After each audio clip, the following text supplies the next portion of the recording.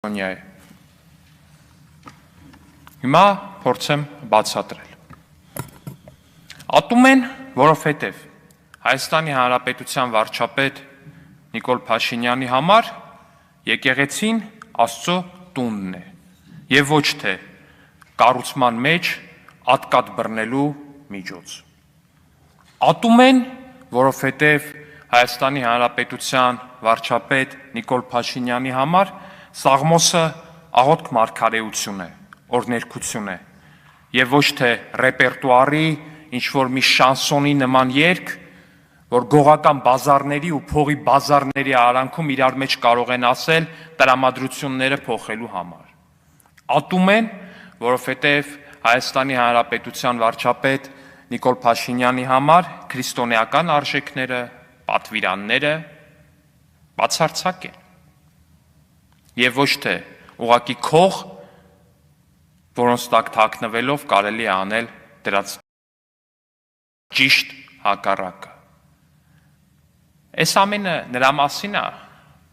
որ Հայաստանի Հանրապետության վարչապետի կրած արժեքների ու հայ առաքելական եկեղեցու որոշ բարձրաստիճան սպասավորների միջև կա արժեքային գերխզում ուղղակի։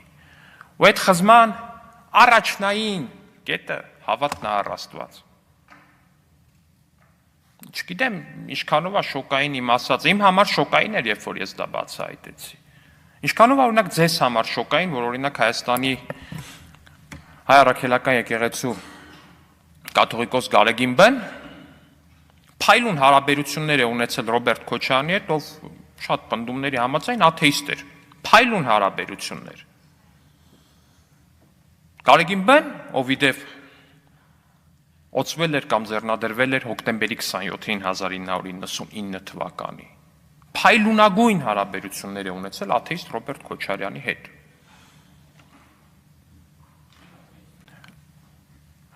Իդեպ աթեիստը չեմ օգտագործում որպես բացական պիտակ, սա էլ շեշտ է, մարդը կարող է հավատալ, կարող է չհավատալ, իր գործն է, բայց երբ որ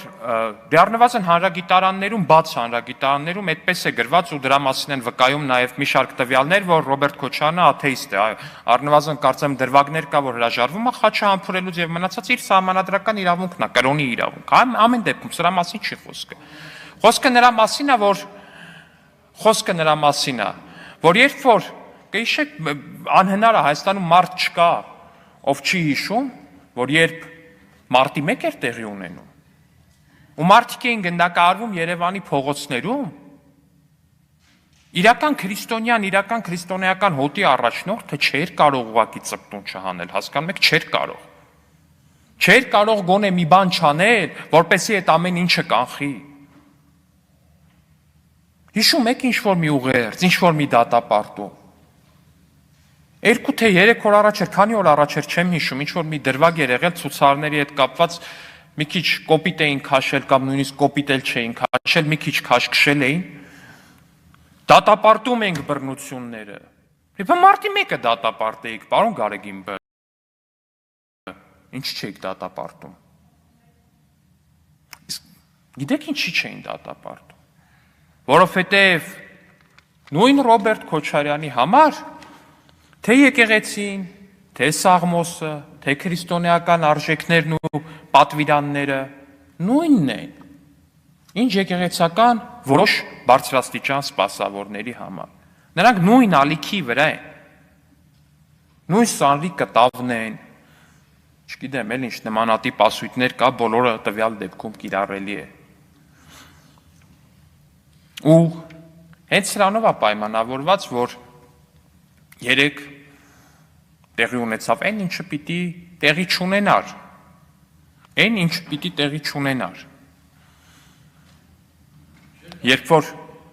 երբ որ տեղի չունենար, եթե այս շարժման առաջնորդ կարգված կամ նշանակված տերտերը իրապես կրեր քրիստոնեական արժեքներ։ Սրա մասին է խոսքը։ Իրապես քրիստոնեական արժեքներ կրողը ոստիկանների նկատմամբ պետքան մաղց չեր թափի։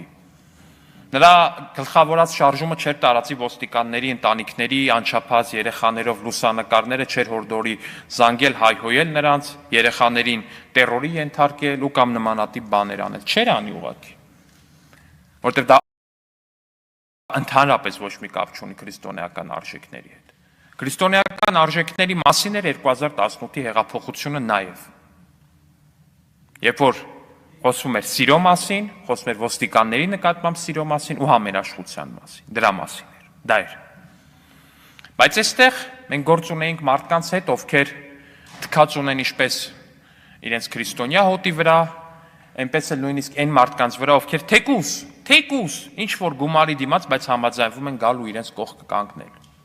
Նրանք այդ մարդկանց վերաբերվում են ընդամենը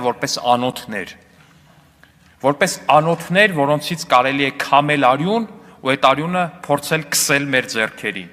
որպեսզի մեզ նմանեցնեն ու նույնականացնեն իրենց հետ։ Հենց դա էր պատճառը, որ այդ արյունռուշտ սրիկաների ղեկավարած ցույցը հարձակվեց ոստիկանական պատի վրա։ Կադրերը համացանցում կան, բոլորը տեսել եք, թե ինչպես է սառեցված տերտերը փորձում այսպես դաշնակ Իշխան Սաղաթելյանի հետ նույն պահին կամ որոշ ինտերվալով հարձակվում ոստիկանների վրա, փորձում հրմշտել ու մեկ էլ անհետանում կադրից։ Ու այդ պահին ակնհայտորեն հրահանգավորված ցուցարարների մի խումբ, որոնց էլի ըստ բանի էլի, ըստ լոգիկայի, հաշվի առնելով այն բոլոր գաղտնալսումները, որ մինչ այս հրապարակվել են, գումարի դիմաց բերել են այդտեղ, սկսում է կոտրել սալիկները, մայթի, քարերն է կոտրում, որպեսզի նետի ոստիկանների գլուխներին, ջարդում է ցանկապատերը, այդպիսով հարձակվելով ոստիկանների վրա ու փորձելով ստանալ մաքսիմալ շատ արյուն, որովհետև նրանց նպատակը երկու նպատակ է ունեցել, էլի նպատակ A եւ նպատակ B։ Նպատակ A-ն նոյեմբերի 9-ը, այսինքն ցուցարարներին կհաջողվեր ջարդել ոստիկանական պատը, գալ ազգային ժողով ու մահափորձ կամ գուցե եւ հենց սպանություններ իրականացնել Հայաստանի Հանրապետության բարձրագույն ղեկավարության նկատմամբ եւ պլան B-ն, որ եթե ցուցարարներին չհաջողվեր շրջանցել ու ջարդել ոստիկանական պատը, ապա հասնել նրան, որպեսզի ոստիկանները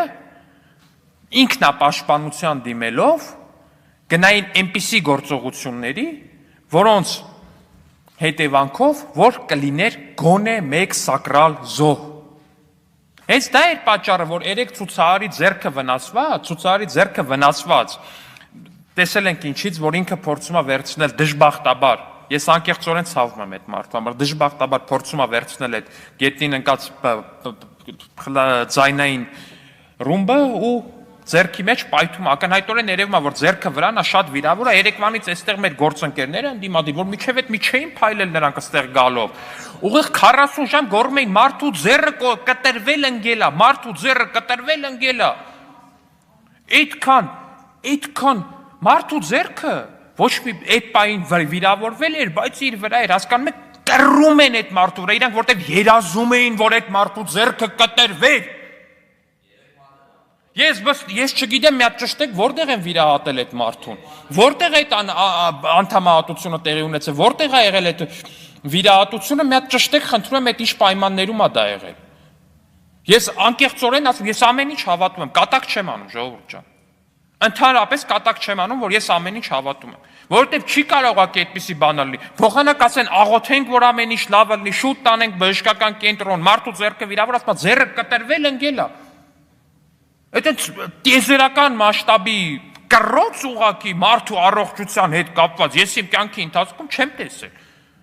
Ով գիտի նստած թարմացնում էին, հնկտրեցին ձեռը, ու հետո վերջում տեսան, որ մարդու մատերը անդամահատվել են եւ մի երջանկության ցնծության մեջ են ընկել։ Որտեղ թքած ունեն այդ մարդը։